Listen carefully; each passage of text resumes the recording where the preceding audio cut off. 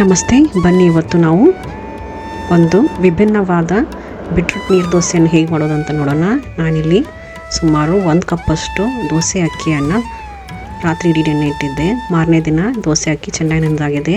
ಇದರಲ್ಲಿರುವ ಎಲ್ಲ ನೀರನ್ನು ಬಸಿದ್ಕೊಂಡು ಇವಾಗ ನೆನೆದಿರುವ ಅಕ್ಕಿಯ ಜೊತೆಗೆ ಒಂದು ದೊಡ್ಡ ಗಾತ್ರದಷ್ಟು ಬೀಟ್ರೂಟು, 1 ಟೀ ಸ್ಪೂನ್ ಅಷ್ಟು ಜೀರಿಗೆ, 1 ಇಂಚಷ್ಟು ಶುಂಠಿ, ಖಾರಕ್ಕೆ ಬೇಕಾಗುವಷ್ಟು ಹಸಿಮೆಣಸಿನಕಾಯಿ ಹಾಗೂ ಅರ್ಧ ಕಪ್ಪಷ್ಟು ಹಸಿ ತೆಂಗಿನ ತುರಿಯನ್ನು ಹಾಕೊಂಡು ಇದನ್ನ ಸ್ವಲ್ಪ ನೀರಿನೊಂದಿಗೆ ರುಬ್ಕೊಂಡ್ಬಿಡಿ. ಇವಾಗ ಇದು ಚೆನ್ನಾಗಿ ರುಬ್ಕೊಂಡಾಗಿದೆ. ಹಿಟ್ಟು ನುಣ್ಣಗಾಗಿರ್ಬೇಕು. ಆಮೇಲೆ ಇದಕ್ಕೆ ಸ್ವಲ್ಪ ಕೊತ್ತಂಬರಿ ಸೊಪ್ಪು ಹಾಗೂ ರುಚಿಗೆ ತಕ್ಕಷ್ಟು ಉಪ್ಪನ್ನು ಹಾಕೊಂಡು ಸರಿಯಾಗಿ ಕಲಿಸ್ಬಿಟ್ಟು ರುಬ್ಬುವಾಗ ನಾನಿಲ್ಲಿ ಸುಮಾರು ಅರ್ಧ ಕಪ್ಪಷ್ಟು ನೀರನ್ನು ಹಾಕೊಂಡಿದ್ದೆ.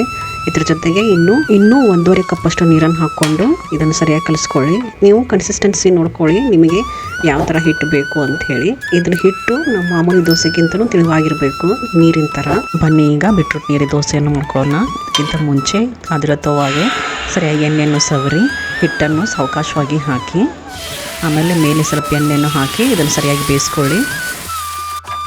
ನೋಡಿ, ಈಗ ತಯಾರಾಯಿತು ನಮ್ಮದು ಬೀಟ್ರೂಟ್ ನೀರು ದೋಸೆ. ಇದು ನೀವು ತೆಂಗಿನಕಾಯಿ ಚಟ್ನಿ ಹಾಗೂ ಹಸಿ ತೆಂಗಿನಕಾಯಿ ಮತ್ತು ಬೆಲ್ಲದ ಜೊತೆಗೆ ಸರ್ವ್ ಮಾಡ್ಬೋದು.